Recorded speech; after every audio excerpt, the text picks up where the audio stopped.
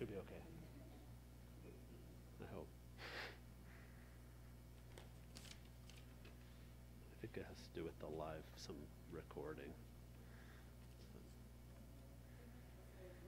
Okay, great, perfect. Okay, hi everybody. Our speaker today is Nathalie Lawhead, and she's going to speak for a little less than an hour, and then we'll have some Q&A afterwards, and I'll read you a little bit about Nathalie. Nathalie Lawhead is a multidisciplinary game designer and the creative force behind Tetrageddon Games. Although coming from a very traditional background in fine art, she started working in online interactive media when email spam was still unheard of and people used their real names as well as grammar in chat rooms. She creates playable experiences, interactive art, and online experiments, blurring the line between games and art. Her games include Everything Is Gonna Be Okay, the winner of the 2017 Indiecade Festival's Interaction Award, and the online game collection, Tetrageddon Games, which won the 2015 Independent Game Festival's Nuovo Award, which is an award for usually kind of the strangest game made that year. So it's a pretty good award to get, I think. Nathalie is a participating mentor in the Adobe, and also Nathalie is a participating mentor in the Adobe Design Achievement Awards. As you'll see from the talk, the tools and the approach is very, let's say, idiosyncratic visually, but also really, I think, really sophisticated visually. I think these are games that use animation in a really, like, super compelling way. I think that's one of the really exciting things about them. And I know that the tools that are used in Nathalie's games are less familiar to many of you. So tomorrow we're having a workshop in the game lab at 12:15. A bunch of people signed up already, but still a little bit of room if people are interested. You can talk to Tyler right after the talk about signing up. There might be 3 spots left or something, so that's something. So please help me in welcoming Nathalie to UCLA.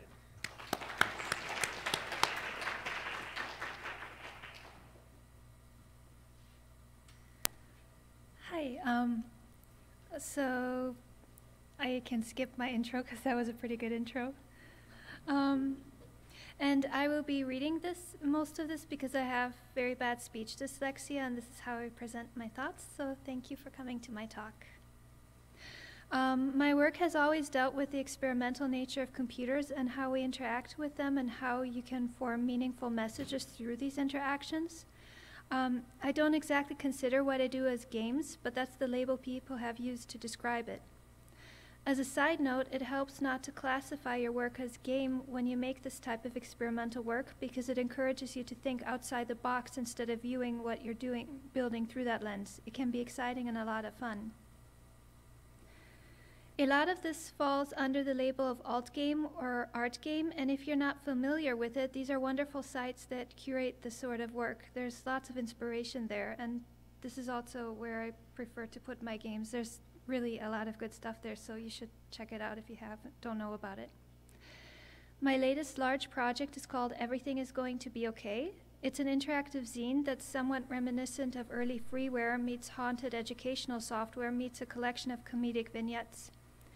It's a very personal work about trauma, struggle, and the emotional repercussions of surviving difficult things. When I say that it's a personal work, with that I mean I talk about actual things that happened to me, openly share what that was like and how that was overcome. It's meant to empower and be honest. There are plenty of personal life stories in this, so I'll be showing you a bit of it first since this is the topic of the talk.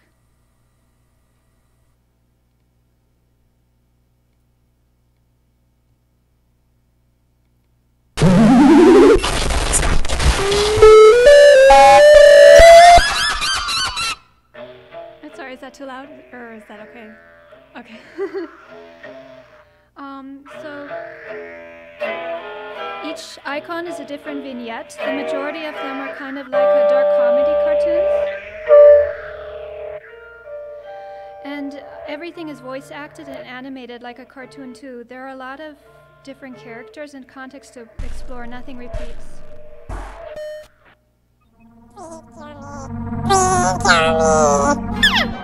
Absolutely! Eat your friends. So this one, the interactions for many of these are intentionally vague. It's kind of game-like, and it's just recognizable enough for participation to be understandable. In this case, you're a friend who is trying to get to the other side to comfort your friend. You do that just by holding down the mouse and you jump. The pain this friend is in is burning through quite a few friendships since they splat on the ground if they jump and don't make it. So it's really metaphoric. Meaning is open enough so that you can read a lot into this. I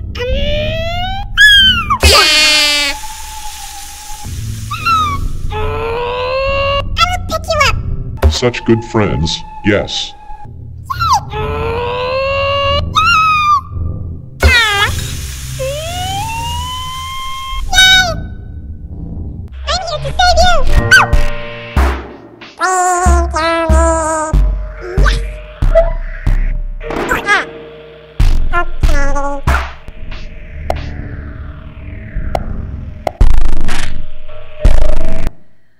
So this next one, I'll read about what it's first because I don't want to talk over it.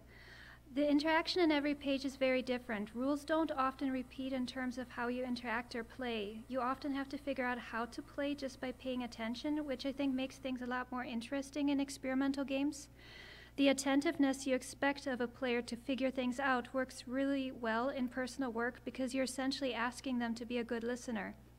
It's kind of like they form a friendship with the game and its message is through their effort. An interesting thing with a handful of these, like this page that I'm going to show you, is that they can play out without player participation.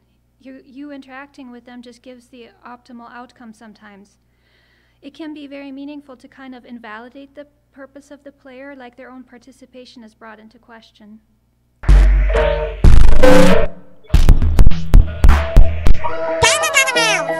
Capitalism is amazing. Wow, sharks, that's crazy.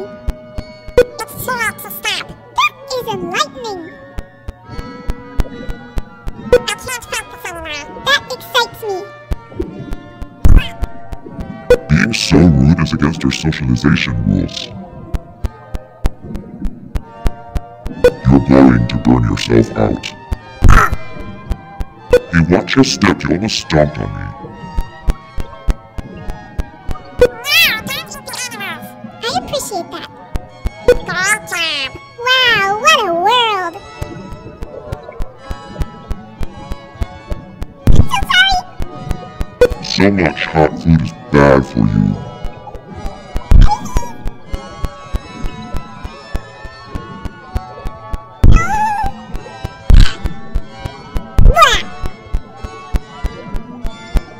Hey, watch your step, you almost stomped on me.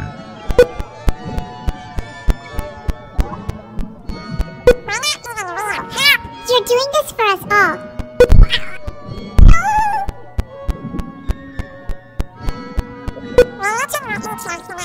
That's so mature. I'll take that to heart. Not so fast. I will have to give you a pink slip for speeding.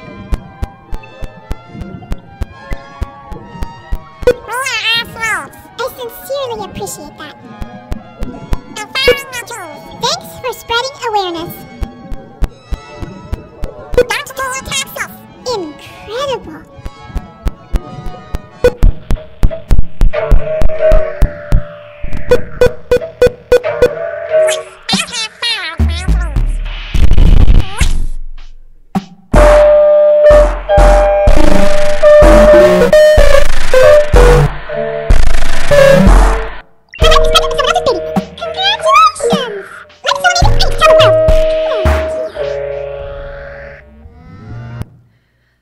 So, if you click around in the backgrounds for most all of these, you find stuff that triggers different events. Most of them let you change the background while you're playing. So like here you have an icon that opens a skeleton, part of a skeleton. You often have these icons hidden in the background, and you really should try finding all the stuff. It's kind of bizarre stuff hidden around. The idea is that while you're playing, you end up with the accumulation of open windows, each doing their own thing. There are a lot of tangents hidden Easter eggs and rabbit holes for you to discover if you really interact with everything, so the game rewards you for exploring that way. You can play it superficially by just following what's immediately in front of you, but if you interact with the less obvious ways, you find stuff. There's a lot of poetry and personal writing hidden throughout the game this way. A lot of this is also a criticism of online culture and how that alienates us. Like, here you're just saying random things to strangers, trying to build up a following of friends that follow you to the end. If you say something they don't like, they unfollow you. Although you can read different meanings into it since it's abstract enough. I dream about showing up naked to industry events. I have real world things to go to. Nothing lasts forever, not even friends. I am not interested in what you have to offer. I have lost both of my arms in 2 separate accidents. No thank you, please move along. I hate your friends. Such an inspired individual. Let me be your friend. You are lonely because the solution to your problems is yourself. I need to go and put on some deodorant. I need a baby. No, but thank you. Goodbye, please. I like the smell of my farts. I want to be part of this. There is no hope. Abandon all hope. No, you are wrong. Help is not coming. We have to save ourselves. Oh no, I lost track of time. Sexism stole my career. Such amazing life wisdom. Let me join you. My favorite dreams are the ones where I show up naked to industry events. I feel bad for you. No thank you. These friends drift away. All hope is dead. I will follow you. Family is a social construct and nothing lasts forever. Amazing. I want to be part of this. I have been tortured and came out fine. I will follow you till the bitter end. I have a fish stuck in my butt. Incredible. I am with you. Emerson Howe. You are such an inspiring leader.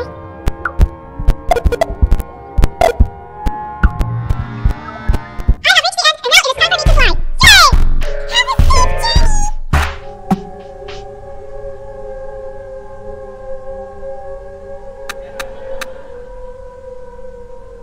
So some of the messages at the end are generated. So here, congratulations, 4 out of 5 followers of UCLA followed you to their doom that day. You can tweet that, and it's actually posted on Twitter.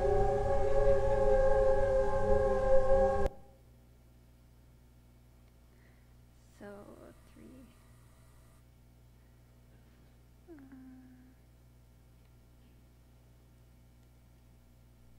Wow! You are such an inspiration. Wow, wow, wow, wow, wow, wow. I think I need love. Will you help me find it? Absolutely.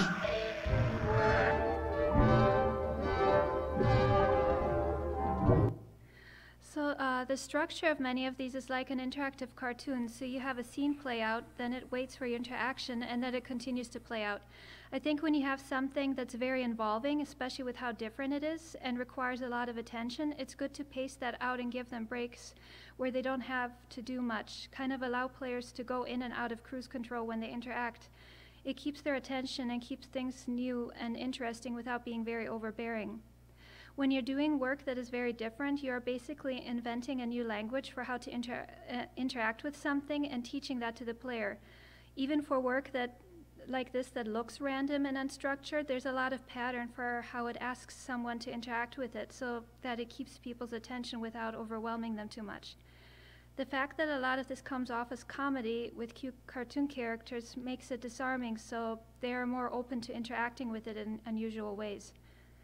Pacing for what you bombard them with is important. If it's too much, then you're being too noisy, so it's good to give them breaks.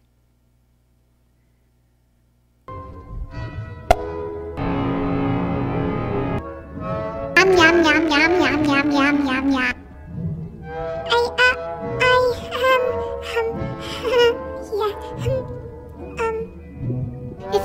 chat with a mirror for 10 minutes, I'm sure it would be more rewarding than this. So, in this one you're looking for love and you have to talk to these crushes. And the win state is often determined at random for a lot of these pages. In this case, if a certain amount of interactions before it lets you find your true love. Sometimes the number is really high, so you have to go through a bunch of crushes before you find the one that wants to date you. Okay, emotionally available, or... I love you! No, we'll never work between us. Oh no, what have I done? Stop stepping on me! Stop this immediately! You can push them around. No! Hey, step back! Fine, I don't understand polyamory. Explain it to me. Kittens! No, not standard enough! Oh, no. I would be happy about being in a relationship if I wouldn't have to pretend so much. Fine, how healthy are you? Fried beans! No! Too bad. They seemed really into you until, well, they stopped.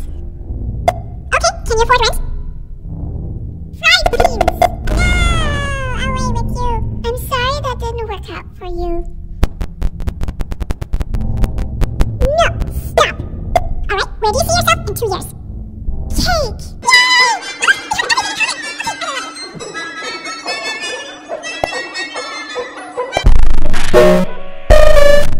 Excuse me, kind person, but can I bother you for a favor? My photographer canceled, and I'm in desperate need of great art. Please, if you would be so kind, open that program and draw me. So, this game is also partly an art tool. There's a lot of art that you can create in this. It ranges from taking selfies to drawing, writing, and fairy tale generating. I think this is interesting because the game kind of grows as you play it, and it saves itself out to your drive. It leaves pieces of it behind, and that kind of breaks a wall in terms of it entering the real world. Many pages ask you to tweet stuff out, and people don't know that it actually posts stuff to Twitter, so kind of like their timeline gets possessed by cries for help or comments of drowning in lava. The fact that you ask people to participate creatively makes this a lot more personal. Making art is very personal, so playing inside of something that's already a very personal game requiring lots of introspection, and then it asks you to make stuff in it, kind of makes it much more emotional. It can be therapeutic. Clearly you've done this for a long time. I recognize good talent when I see it, and this is so good. Oh my god! Yes! You're doing it! Wow!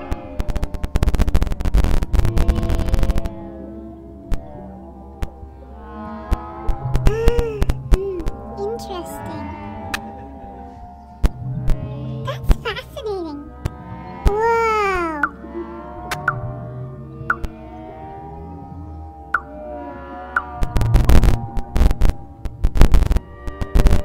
This is so cubism. So good. Yeah. Oh my god, I love it. Ah! Oh my god, I love it so much. Thank you so much. Ah! Thank you. I love it. Oh, this is so amazing. Ah! Ah! Thank you. Thank you.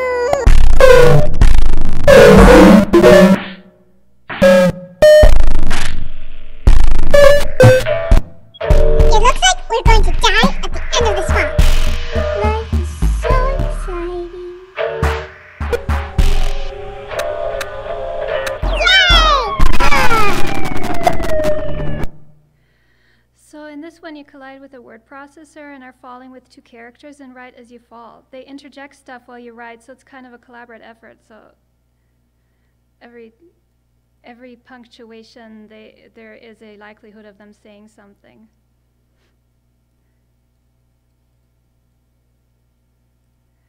So if you create art with characters, then rather than just around them or with them in the background, people get more attached to what they make. I think creating art inside of a game is an interesting space to explore. I also do throwbacks to a lot of historic UIs and OSs throughout this game. The historic GUIs create a sense of familiarity and approachability. It's a comfort zone in terms of interaction and playing with user expectations. Computers are a place that your personal history lives. You can allude to that space by placing the game in these contexts, and it feels more intimate. Yeah! Is this going to be a technical paper? Not that we can do anything about that. I I think you're going to be my favorite author. Don't be scared. At the end, you can save it out.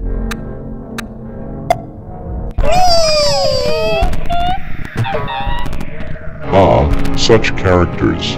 Perhaps our paths will cross again on another page.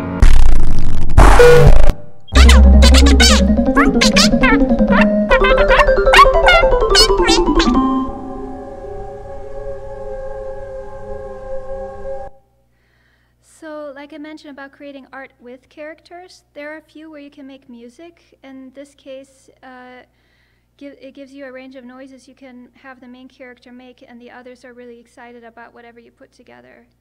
I'll show you quickly.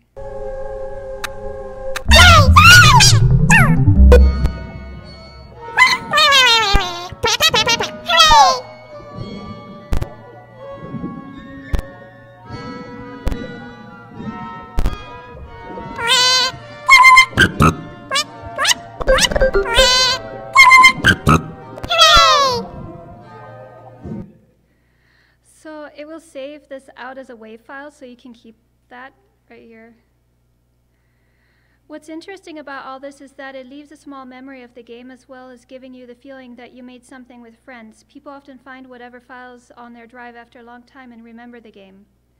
In a lot of these, the UI is really cryptic, and you have to figure out how it works for yourself, and it's a bit like you're presented with an alien device.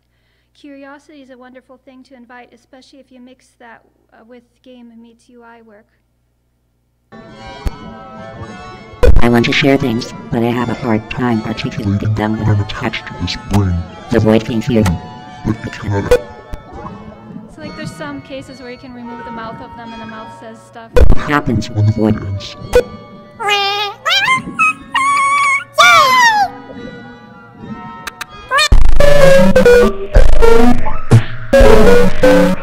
Wow,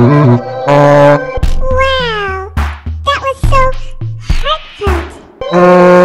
Have you considered a monetization model for your work? This is such great art.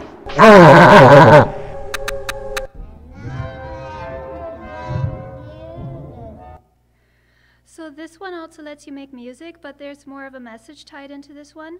I think whatever you're trying to say in a game becomes much more personal if you are also tying something like make art with this into it. Like I said, art is very personal, so the entire thing becomes very involving. In this case, you're an artist, that's the frog, and one of your fans in the corner is asking you all sorts of questions about monetization and business strategy if you make sounds and music. All you want to do is make your art. If you relate to this or not, it becomes a lot more relatable, and people can understand how this is like because you're asking a person to participate in it on this level. I think it helps that it's so bizarre because that makes it disarming. I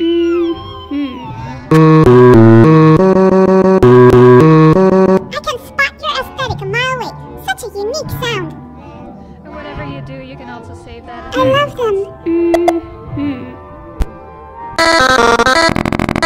Don't burn yourself up. We need more of this.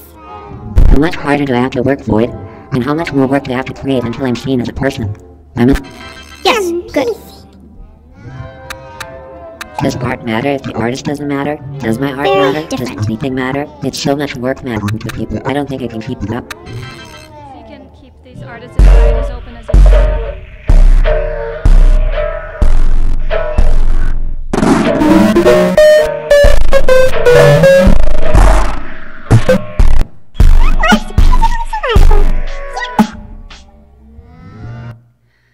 So there's a lot of procedurally generated work that went into this. This ranges from writing to art to stuff that you can save out. In this case, it's procedurally generated motivational posters. You're basically asking the character how they are even managing being okay with all this, and it gives you a bunch of random weird life advice. I think this is interesting to use for stuff that's about life, because I think life is generally pretty meaningless, and people are really good at applying or reading meaning into things. So it's interesting to see this done with stuff like life advice or making sense of what's going on in context of this game. It further encourages introspection as you struggle to make sense of it all.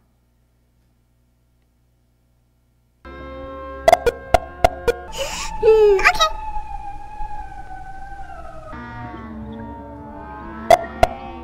no time for pessimism.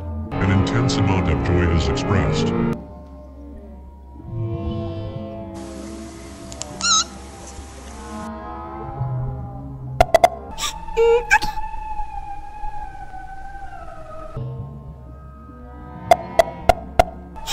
Okay.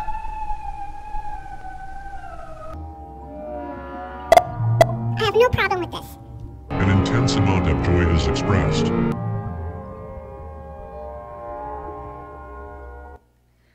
With many of these pages, when you have reached a certain number of interactions, they just close on you. I think things randomly quitting on you whenever they're done with you, instead of the player determining if they are done, is interesting because it kind of reverses roles. You're not sure if you're playing the game or if the game is playing you.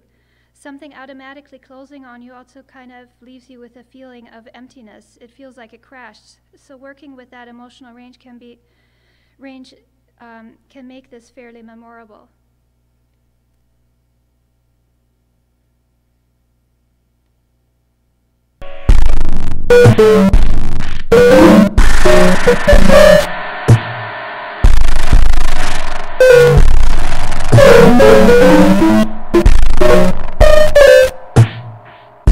I'm trying to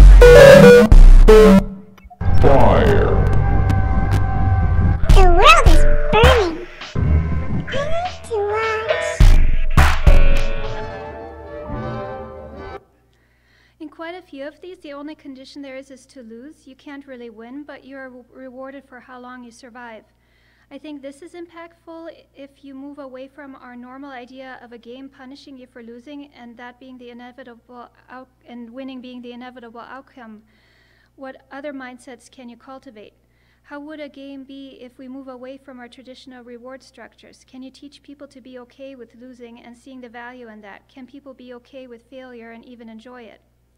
It's a thought that I often have when designing these things because I think there are more states in life than win or lose, and if you break away from game traditions, you end up exploring some really interesting themes. It can communicate a lot of emotion or really get people to think.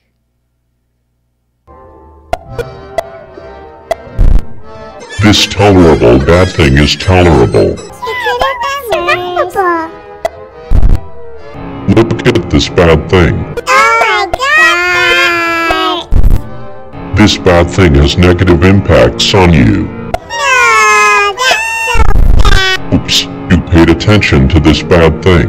That is so bad. This tolerable bad thing is okay. Nobody would survive that life. These are all such bad things. No, I didn't need to see that. Look at this bad thing. You should not pay attention to this bad thing. Oops, you did. This bad thing isn't so bad. This bad thing isn't so bad. You have been deeply affected by this bad thing. Oops, you paid too much attention to this bad thing.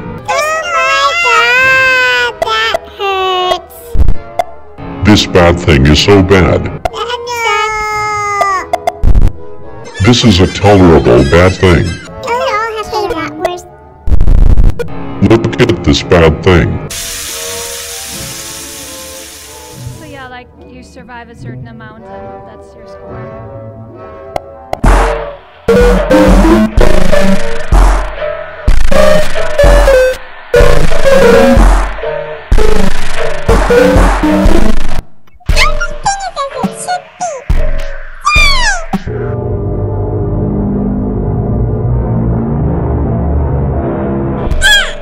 Troubled friends. Yum, yum, yum, yum, yum, yum, yum. So this one is a commentary on social media, as a few of them are, but I think this one is more obvious about it. What I think is interesting about this one is that it's still very much in line with the lose condition being the only option, but there are two different lose conditions. Some pages have more than one way to fail. Like in this one, both outcomes are failure, neither are better than the other, it just gives you a different feeling. I think this works really well with commentary of social media. In this case, you have to gain 1,000 followers. If you do, the character will feel successful, but it doesn't really fix anything about the situation. If you lose all your followers because you're crying for help too much, then your character is all alone, and that still doesn't fix anything. So playing with varying conditions and how that translates into your message can be fairly impactful. I think this works because people expect certain things from games, and if you step outside of that even just a little, it's a lot more of a memorable experience for how it did things different. Just a tiny push. It would hardly take any effort. Your life status received no reaction. Even if you got help, you probably wouldn't be able to live with yourself after this. Be realistic. Nyam, nyam, nyam, nyam, nyam, nyam, nyam. Whatever you say is like placed into a tweet, and you gain or lose followers based on your cry for help. Here, take this. You can have advice.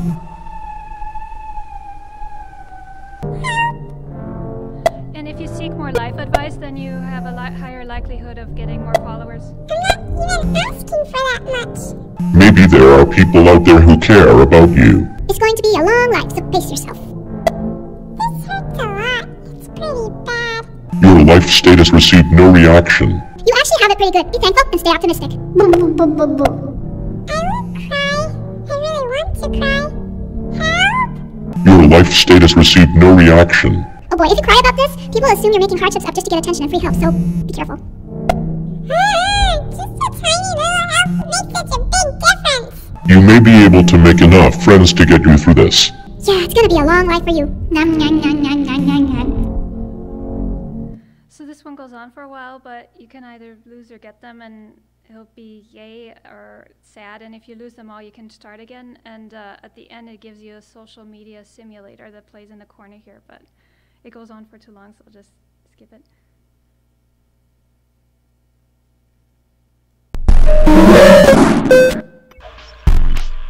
Blah. Oh, not again. I'm so tired of this. Is there even a future after this?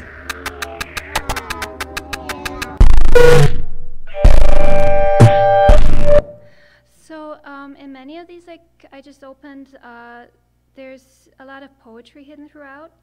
This is personal writing that's much more on point about the topics here. I hid personal writing because it's structured in such a way that you can experience it superficially and it's just dark comedy, or you can put some effort into getting to know it by digging in, and then you start to get a better idea about these messages and themes here. I think obscuring messages inside of a game is really interesting because it feels a lot like you're getting to know a person. The more time you spend with it and dig in, the more of a relationship you form with it because you get to know what it's really about. It feels a lot more special. There's another one too where it's got poems hidden in it.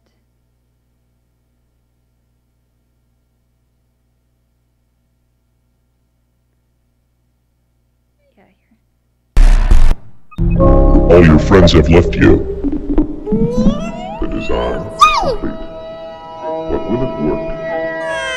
It's not okay to be happy here. I'm not okay! Sorry! Your naivety is so rude. Oh no, so sorry, really sorry. Okay.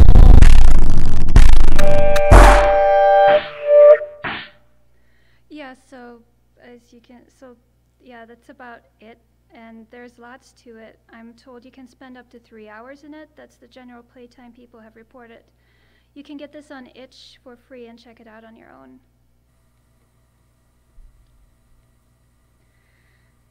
So the framing and everything is going to be okay is that of using comedy to communicate these topics. On the surface, it comes off as a dark comedy cartoon type thing, and it's a bit like a satire on how life can be. None of these topics are fun or really something you'd expect a game to be made about. There are a lot of expectations in games that games have to meet certain prerequisites for being entertaining or fun, and I think it's mindsets like this that often hold the medium back from being a fully self-realized art form. I understand how that sounds, but art doesn't always have to be fun. Art is a lot of things in the realm of human expression. Some art is just not going to be entertaining. It can be painful, real, sober, honest, cutting, hopeless, just as much as it can be beautiful, uplifting, healing, and freeing. Coming into this with an understanding that games are inclusive and mature enough to be all these things, then something like everything is going to be okay is an obvious, even good thing to make. I made this because saying what it says is important to me. As an artist, I believe that if life puts you through terrible things, you can make art out of it that will empower others going through the same. It's part of building the human narrative. You leave something behind that will help others. So Everything is Going to Be Okay is a collection of life experiences and something of a commentary on power. It's about what we view as powerful and why we don't see survivors as powerful. Games are known for their narratives of overcoming problems by brute force and celebrating the clear winner that conquered any opposition. Here it's very difficult to present power as something else, especially in terms of struggle and survival. I think the way we view power is largely a byproduct of a historically patriarchal system. All the way from religion to politics, power is primarily about destroying your opposition and how you can be what you want at the expense of others. Like I say in the artist's statement, how you're the biggest dog in the dog-eat-dog world. Popular entertainment, such as games, very much reinforces that. We don't have much of a space for what alternatives to this are, especially not from a survivor standpoint. So there were a lot of questions that I tried to ask in this game. Are survivors powerful? Are people that live with trauma strong? How is it like from a survivor standpoint? Why do we view suicide as weak or selfish when the person that lived with it got as far as they did? We don't exactly have a space for validating people that struggle with these things, even when, to many of us, just being here at the end of the day is a victory. But in context of our culture, that's not powerful. If we're not allowed to view ourselves and others that struggle with these things as powerful, how do we overcome? In many ways, culturally, we teach people to be perpetual survivors, but don't allow for a space to move past pain and heal.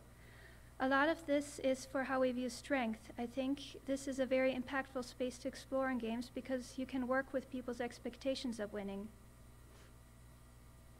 I don't think that strength is in how many people you can hurt, conquer, or walk over, but for how whole you can be despite abuse.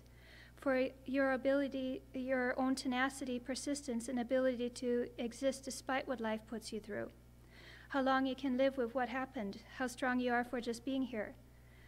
When you put people into these types of scenarios or explore these topics in a game, it can be a very introspective experience. It can help them grow and understand others that deal with these things. Most people are genuinely grateful for such experiences after playing it. So these are the mentalities that I brought into this work. As you can tell, it's not exactly something people expect from a game. Everything is Going to Be Okay puts you into a number of scenarios that all play out either humorously or more on point about these topics and asks for a lot of introspection. It doesn't really let you win because I don't think that happens in real life. It asks you to be okay despite everything and even laugh at how bad things can get. People that play it that struggle with these issues usually feel understood by it. People that play it without knowing how that's like usually have a better understanding afterwards. Interesting experience was when I was showcasing it and a guy came up to me and told me that it helped him understand some of his friends, and he felt really bad about how much of a jerk he was and told me he had to apologize to some people. Overall, there's something really important to explore here. I think communicating all this in an interactive format is much more powerful because people are asked to participate rather than passively watch. The interactive element makes personal stories a lot more personal. So this worked. Everything is Going to Be Okay enjoyed quite a bit of critical acclaim, and a lot of people have said that it helped them, spoke to them, helped them heal, and helped talk them off the ledge. It is hard not to talk about this project without also discussing the more difficult aspects of how it has been treated and the climate of gamer culture that something like this is in. I don't think that the commercial culture that we currently have in games is very conducive to topics like this. Your usual gamer expects to be entertained. They don't expect or want very transcending life experiences unless it's the safe kind. They expect to win at the end and have good feelings about how powerful, skilled, or successful they are after playing it. If you examine games as a whole, the bar of emotional intelligence is pretty low for what people will critically acclaim as the next game of the year, Citizen Kane of video games.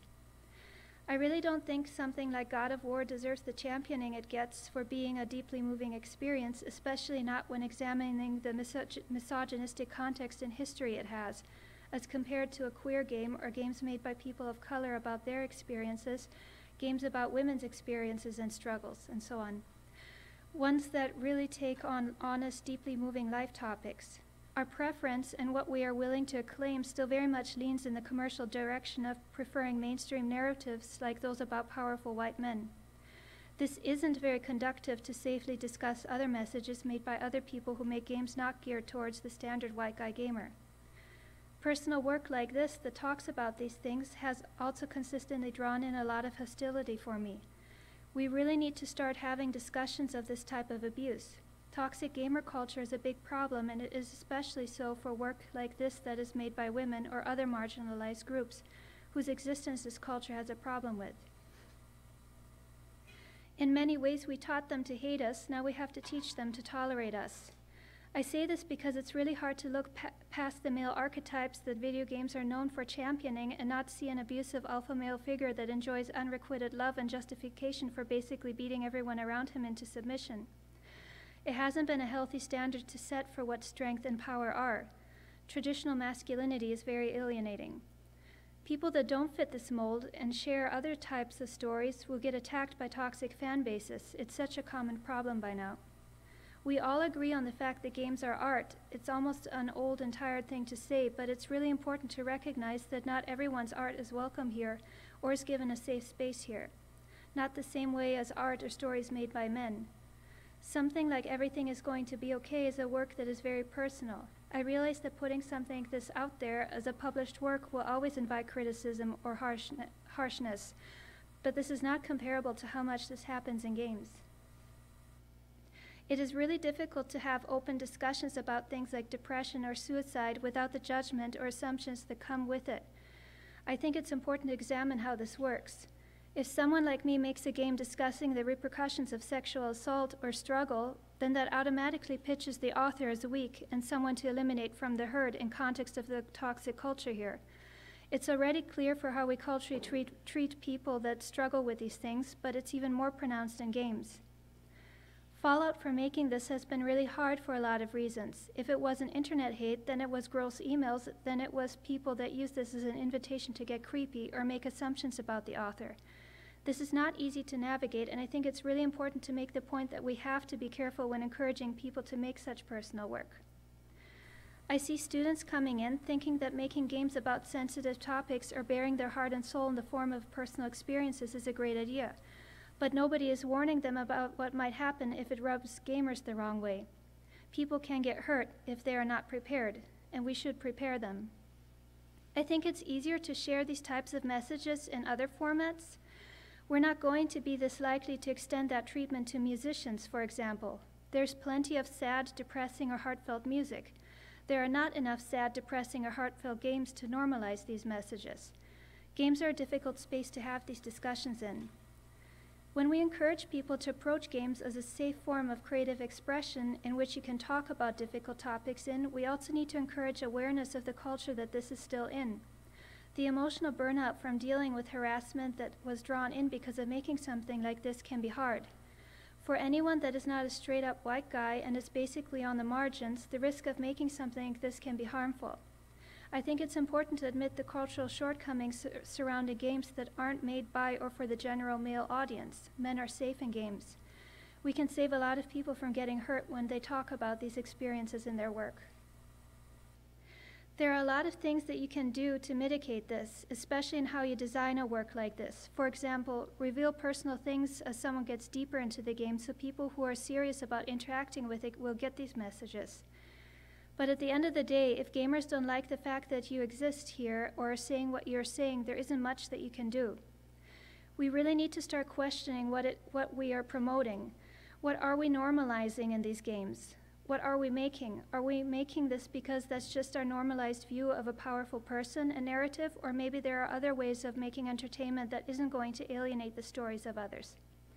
Does how we cater to gamers and how we validate that particular boys' club culture encourage the alienation of others? We want games to be art, but we really need to grow up first. Otherwise, this will always be a media meant only for men, where messages from everyone else are just passively welcome. It's counterproductive to games growing and being taken serious.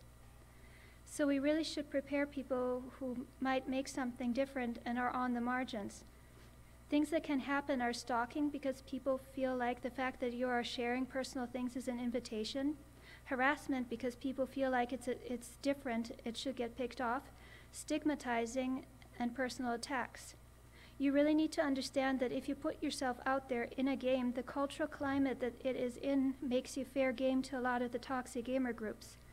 Emotionally protecting yourself and doing things like not listening too much to feedback or comments can help a lot.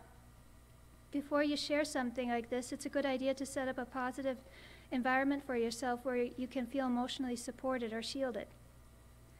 Like I mentioned, there are some things that you can do to disarm bullying towards alternative messages when designing your game.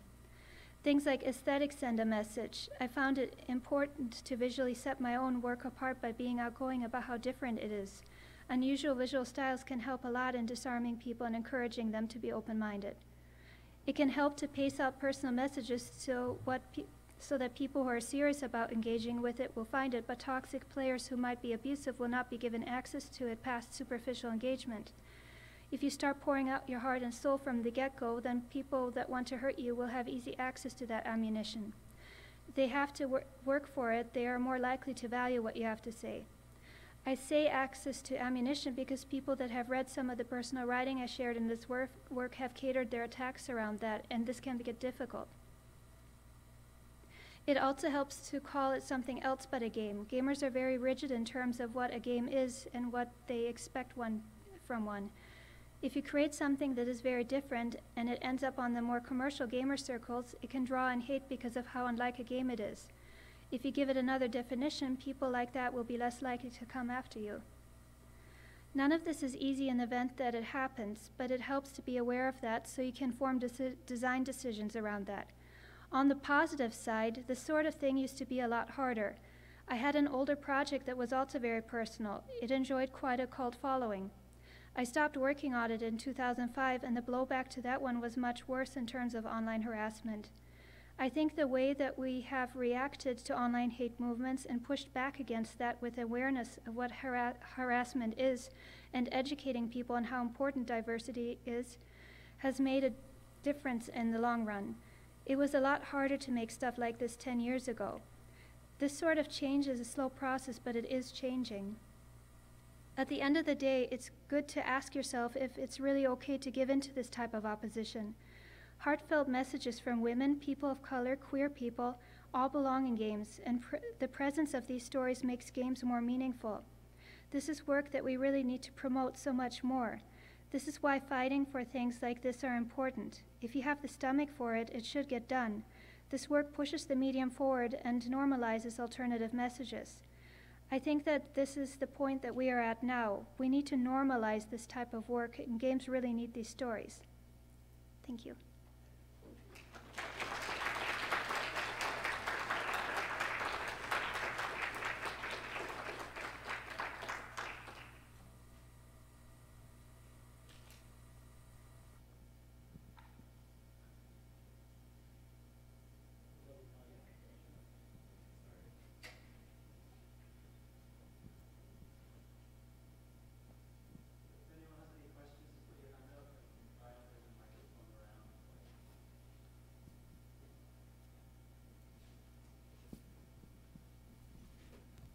Hello, hi. So it seems like everything's going to be okay. It's a lot about, being an artist and people's sort of expectations of you as an artist for like inspiration and things like that, and kind of having to make everybody happy as an artist, that they get your message and stuff like that. And being a game designer is, I guess, a lot like that too, where you kind of have to make sure that people, get the game and know how to play it and, stuff like that. And so I was just kind of wondering if there's sort of a place for like making interactive art just for yourself, kind of like in sort of a language that only you understand, kind of in the way that you would write a journal or something like that about yourself. Yeah. Yeah, there's a growing community of this for interest and a player base for this kind of stuff on itch. I think this is like really super new and it's the beginning of something wonderful. But yeah, I found that the player base on itch is absolutely radically different than the player base that you would get on Steam, and there are people there that actually look for this kind of stuff and want this kind of stuff, and like it's a following for this kind of stuff. So yeah, I mean, right now it's super new and there's not much value, but I see that kind of thing growing, and I think it's going to become a thing in the future that exists and there's a value for it.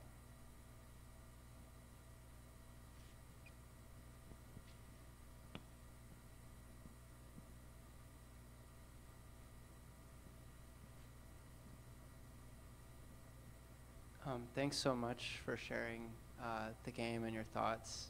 I think you have like a really brilliant talent for like finding the humor in like really serious subject matter. And it seems like, I guess I'm curious about like what the process was like for working on something like this. Like, was it a lot of sketches, or did you have kind of like an overall idea of some characters? Can you maybe talk about that a little bit? Just like how you were able to start creating some of these vignettes. Yeah, I started on a bunch of Post-it notes, like different whatever small illustrations, and then I laid them out in a way that I thought like the pages could be sequenced. And it's kind of like something that was brewing for a really long time, and I think if you make something like this, you need a lot of distance between whatever you're talking about and what happened, or you know, because if you start too soon, it's going to be too much like you're angry and venting. So there's the balance you need where you've come to peace with it and you can really honestly discuss it, and I think that's where you can start finding humor and making fun of that. Thank you.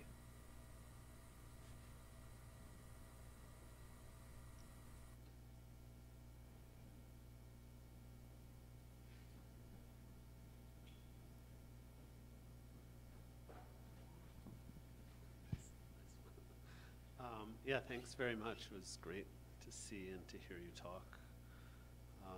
Especially, you know, all these discontents of the game industry and how games have come to be. I'm curious, like what, I mean, you touched about this, you talked about it, but I'm curious to hear more about what you see as, I suppose, an advantage of categorizing your work as games as opposed to not at all, because it seems like it would be possible to call them net art or, you know, media art and kind of avoid that whole problem and just say, well, that's for them, we'll leave them over there and we'll kind of, so there's definitely seems to be a reason that you want to stand up for games and in some way fight for them, not give them up. But I'm curious, what do you, how can you talk about that a little bit? Yeah, my relationship with the label game has kind of been love it or hate it. The first time someone used it on my work, I thought, how dare you accuse my work of being a game? Like, it was kind of the snobby artist reaction.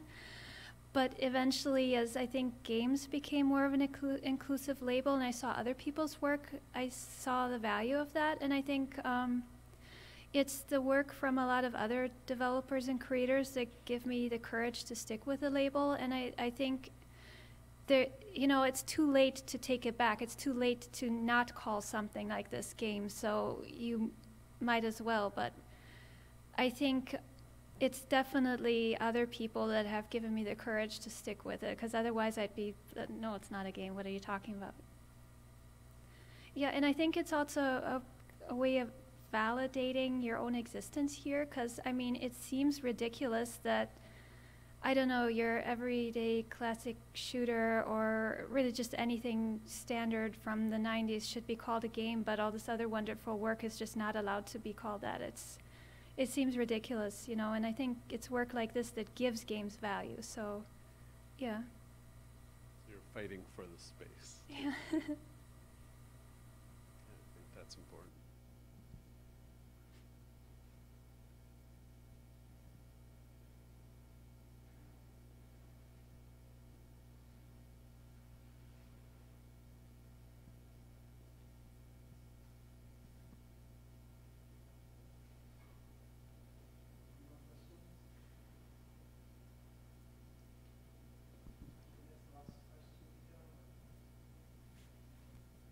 Thank you for sharing.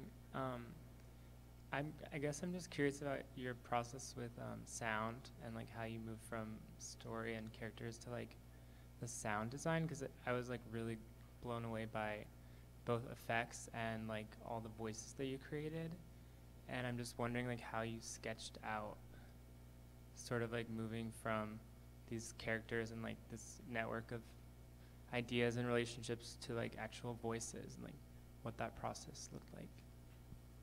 Yeah, I tell people that it's important to start with your own strength. So for me, I start with an animation and then build something around that.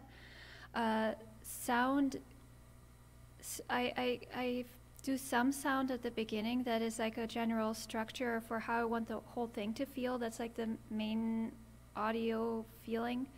And then work away from that. A lot of the audio is actually procedurally generated or randomly assembled. You know, I think that adds a lot to it sounding non-repetitive and kind of odd. And you know, like if you do something that's really unusual, people tend to pay more attention. You know, so if you mix that with a lot of glitch art and the audio reinforces that, I think weird, distorted, procedurally generated audio works very well with glitch art. So yeah.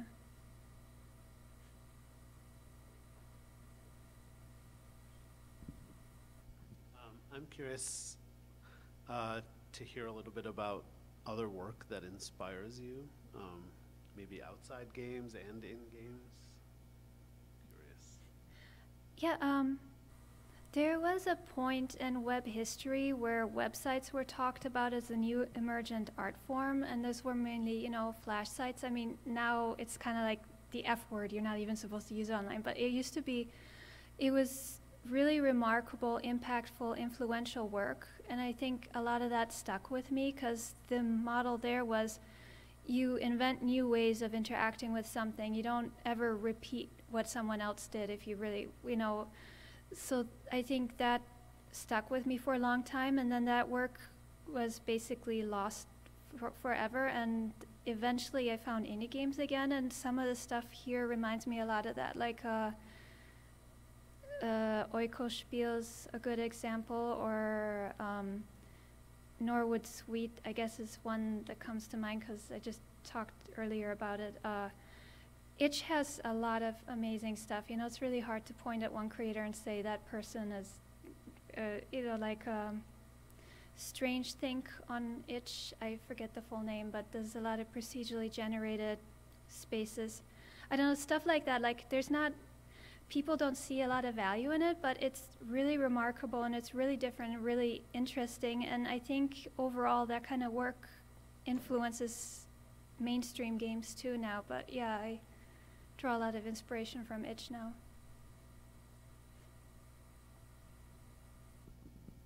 Do we have any more questions from the audience? No? Cool. Thank you.